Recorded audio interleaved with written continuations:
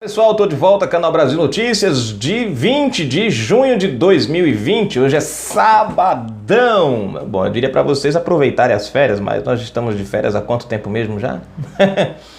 Logo a gente vai ter que aproveitar o trabalho. Bom, gente, na descrição do vídeo vocês vão encontrar o link para esta matéria. Como eu falei para vocês ontem, se cumpriu o que eu disse.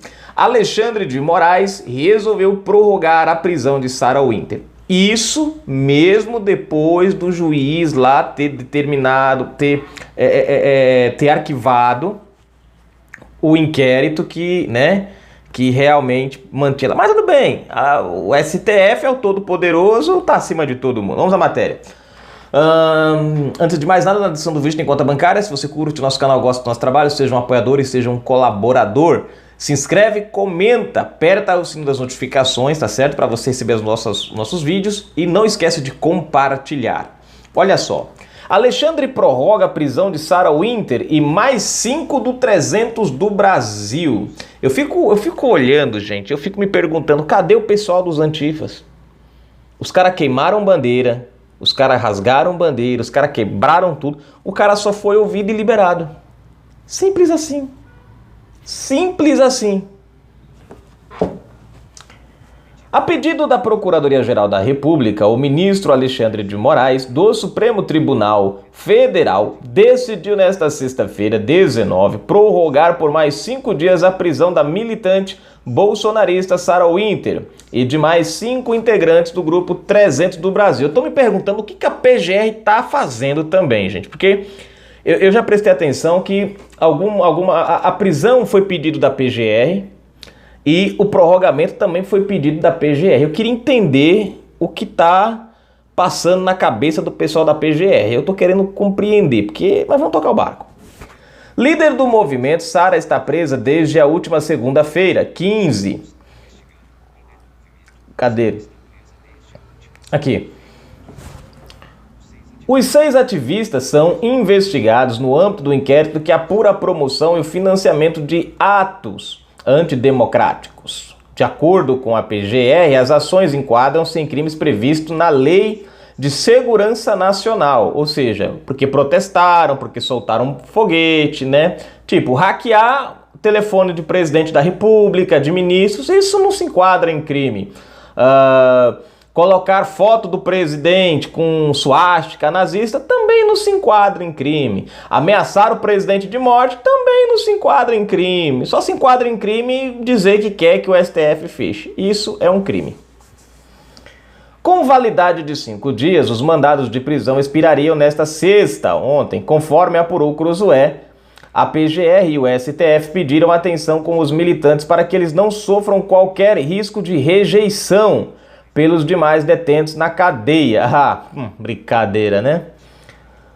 Bom, e aí finaliza a matéria. Os caras mandam, eu acho engraçado, né?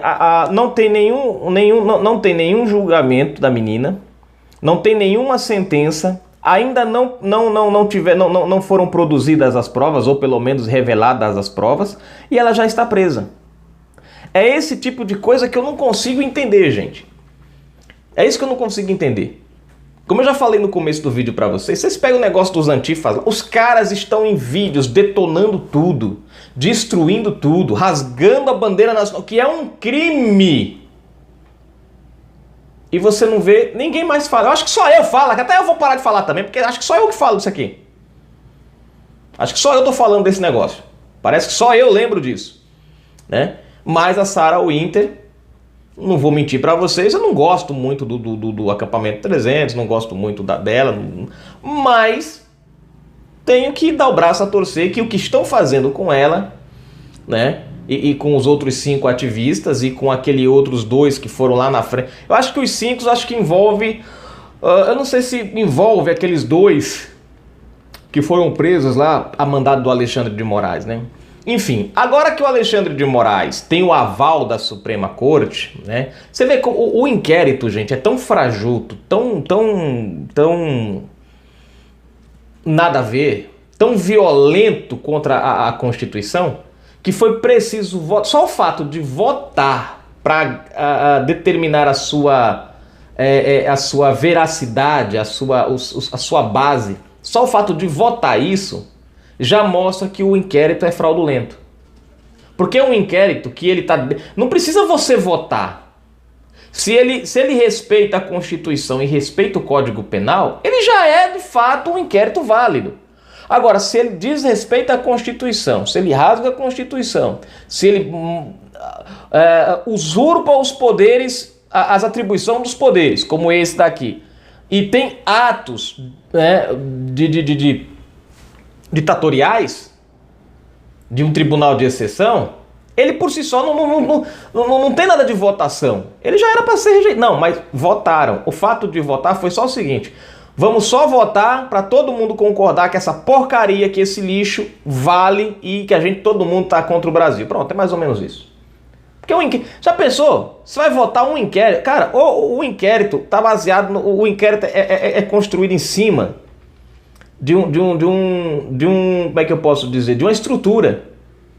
Se ele foge a esta estrutura, não é o voto de um juiz ou de juízes que vai determinar se ele é válido ou não. É a estrutura pela qual ele está em cima. Se a Constituição diz, isso está errado, e o inquérito está construído em cima desse negócio errado, ele por si só já não tem votação. Ou seja, a votação ali foi validar o invalidável. Foi rasgar a Constituição. E aí Alexandre de Moraes agora está montado em cima da carne seca, né? Agora ele vai perseguir tudo. Eu tô olhando, gente, para essa questão da PGR aqui. Né? Por que a PGR está, de uma certa maneira, dando corda para isso? Corda para isso. Porque você pega a prisão dela, é absurda. Você pega a quebra dos sigilos bancários dos deputados, é absurdo. É a primeira vez na história do país que a gente vê uma quebra de sigilo bancário em cima de quê? De nada, de prova nenhuma. Porque financiaram os movimentos antidemocráticos. Porque agora você defender o presidente da República é antidemocracia. Você criticar um poder, ou melhor, o STF exclusivamente, é antidemocracia. Me diga uma coisa, quem não é sujeito à crítica é o quê? Fala pra mim, quem não está sujeito à crítica, dos poderes que não está sujeito à crítica é o quê? São ditadores. Ditadores é quem agem assim. Ditadores é quem pune quem os critica. Você dá um pulinho na Roma antiga, você pega Nero, né? Você pega... como é o nome lá é Califa? Não, Califa é da questão do Califa do califado, Calígula, né? Calífla, o Califa, ixi, até esqueci o nome agora. O Califa é do islamismo, né? É do islamismo, do Estado Islâmico. Dá pra misturar as histórias. É o Calígula, você pega o Calígula, você pega o Nero, você pega... São vários aí na história de Roma, né, que você não poderia falar mal do imperador, né? Porque é o que está acontecendo hoje, é o que o STF está transformando o Brasil. Nós estamos vivendo, gente, presta atenção no que eu estou falando para vocês, eles estão calando e amordaçando as pessoas. Amanhã tinha uma manifestação, eu não sei se ela está programada ainda, né? Tinha uma manifestação amanhã, dia 21, o pessoal ir nas ruas protestar contra essas ações do STF. Essas ações do STF só vão parar se o povo se mobilizar. A gente fica esperando o presidente, querendo que o presidente faça isso, que o presidente faça aquilo, mas essa, gente, não é uma luta só do presidente. O que adianta o presidente ativa o artigo 142 e acaba tudo? O presidente sai, porque não tem artigo 142 com o presidente. Mas o presidente sai, pelo menos não na Constituição, né?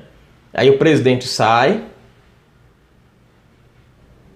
abre espaço para uma nova eleição, a esquerda volta, porque infelizmente brasileiro é assim, apanha e acaba votando. Porque se brasileiro soubesse votar, você não tinha Dória no poder hoje em São Paulo, né?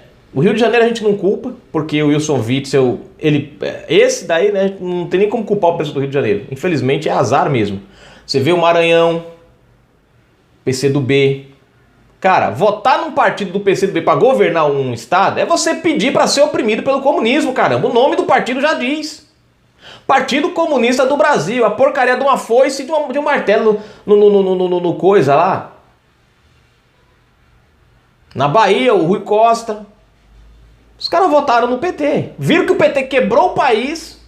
O PT ferrou, mas votaram no cara. Né? Enfim. E por aí afora. Então o mal do brasileiro é esse.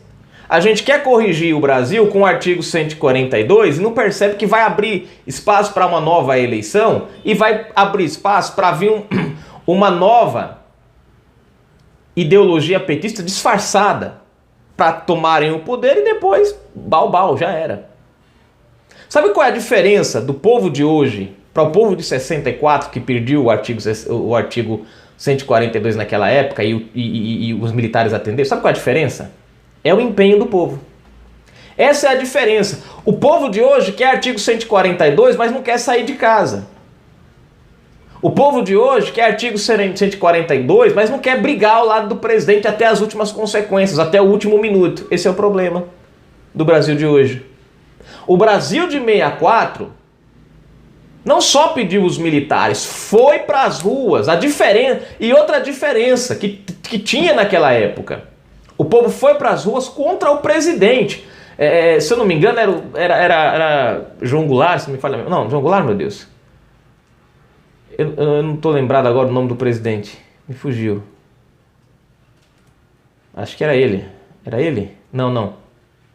Bom, me fugiu o nome agora. Me lembro que era o Castelo Branco quem assumiu, né? O general Castelo Branco que assumiu pelos militares. Mas eu não estou lembrado agora quem foi de fato o presidente. Mas enfim, o povo foi às ruas até o último segundo. A diferença daquele tempo para hoje são duas. Primeiro, o povo não tem coragem de ir às ruas. E mas está indo um monte de gente. Tá, 50 mil pessoas, 20 mil pessoas. O Brasil é composto por mais de 200 milhões de brasileiros. Naquela época, saíram milhares de brasileiros. Mais de 50 mil, mais de 100 mil brasileiros foram às ruas no Brasil inteiro. Muito mais. E os protestos naquela época não era um protestinho feito nos finais de semana, não. Os caras compraram a briga e foram pra cima sem pena. A diferença que nós temos, primeiro, a vontade do povo de mudar naquela época e a coragem não é a mesma do povo de hoje. Segundo, naquela época era-se contra o presidente. Dessa vez nós temos um presidente a favor do povo. E é esse ponto que nós deveríamos avaliar na questão do artigo 142. Nós não tínhamos que brigar pelo artigo 142. O artigo 142, a gente só deveria brigar com ele no momento que dissesse assim, chapa de Bolsonaro vai ser caçada. Bolsonaro vai ser impeachmentado. É 100%, é nessa hora que nós acionamos. É na hora que dissesse assim, ó, estão tirando o nosso presidente, vai sair. Aí é quando a gente deveria brigar pelo artigo 142. Não agora, enquanto o presidente ainda tem a caneta na mão, pode não fazer muito, mas pode fazer alguma coisa. Essa hora é do povo. Era a hora do povo se juntar ali com o presidente e brigar pela mesma coisa. E qual é a mesma coisa? Impor respeito e cobrar respeito dos poderes que estão ali. Nós queremos cobrar a atitude do Bolsonaro, mas não queremos cobrar a nossa responsabilidade por ter eleitos Maia, Alcolumbre, Rui Falcão e outros. Nós cobramos a pessoa errada, muitas vezes. O presidente é um só, como eu já falei. Um só presidente, 11 ministros. Um só presidente, 512 deputados. Um só presidente, 81 senadores. Um só presidente e 27 governadores. Um só presidente e mais de 5 mil prefeitos. A gente não cobra o nosso prefeito, a gente não cobra o nosso governador, a gente não cobra os nossos... eu esqueci dos deputados de cada estado, né? Estaduais ainda. A gente não cobra os do governador, a gente não cobra os nossos deputados estaduais, a gente não cobra os nossos deputados federais, a gente não cobra os nossos senadores, mas a gente quer cobrar o Bolsonaro. Como se Bolsonaro, como se a gente tivesse votado só nele e não no resto da corja toda. Aí queremos que impor 142. Mas, eu volto a dizer, você quer o artigo 142? Estude o artigo 142 primeiro. É fácil a gente falar em artigo 142 pela visão superficial. Senta um pouquinho, vai no Google e pesquisa. Você vai perceber que o artigo 142, ele só é uma ferramenta que só deveria ser usada na hora que tivessem com a caneta para dizer, vamos assinar a cassação. Quando ele escrevesse lá o C de caçado, aí acionar o artigo 142. Essa é a hora. O povo quer mudança, mas o povo não quer mudar. Bom, tá aí. 50 mil pessoas não é o suficiente para mudar o Brasil, não. Em 64, eu acho que 50 mil pessoas é muito pouco. Era muito pouco, se fosse comparado com o que realmente saiu nas ruas. Naquela época, o povo tinha coragem. Hoje, a gente foi tão mal acostumado pelo PT, pela esquerda, que a gente só aprendeu a gritar e não agir. Fui, gente. Tá aí Sarah Winter como exemplo.